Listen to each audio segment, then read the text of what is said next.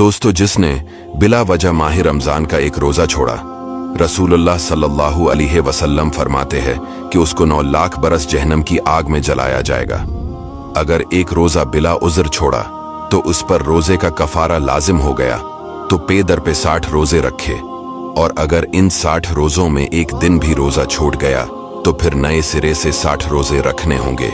पहले के रोजे शामिल हिसाब ना होंगे, और अगर मुमकिन ना हो तो 60 मिस्कीनों को पीठ भर के दोनों वक्त खाना खिलाए, और वो फजीलियत जो रमजान में रोजा रखने की थी अब किसी तरह नहीं पा सकता। और अगर किसी औरत को रमजान में रोजे की हालत में हैज आ गया तो वो रोजा टूट गया और उसे एक रोजे की कज़ा करनी होगी। और हमारे हुजूर सल्लल्लाहु अलैहि वसल्लम फरमाते हैं, जिसने अल्लाह की राह में एक दिन का रोजा रखा, अल्लाह इसके चेहरे को जहन्नम से 70 साल की मसाफत दौर करेगा।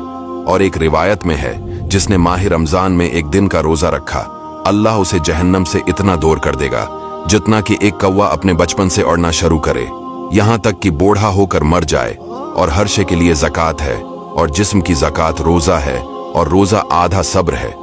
इस माह में रोजादार का सूना इबादत, और इसकी दुआ कबूल, और इसका अमल मकबूल होता है। और हुजूर सल्लल्लाहु अलैहि वसल्लम फरमाते हैं कि अगर कोई तुम्हें गाली दे तो तुम इससे कह दो कि मैं रोजे से हूँ, यानी जिस्म के तमाम हिस्सों को गुनाहों से बचाना है।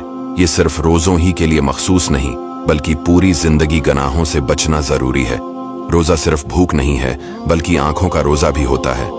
आंखों का रोजा ये है कि फैश नजरों से बचना चाहिए, बल्कि आंखों का रोजा तो 12 महीने होता है। इसी तरह कान का रोजा बेहयाई बातों से बचते रहना है।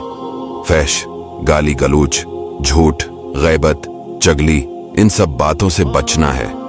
इन सब चीजों से रोजा मकरूह हो जाता है। दोस्तों, वीडियो को शेयर जरूर कीजिएगा।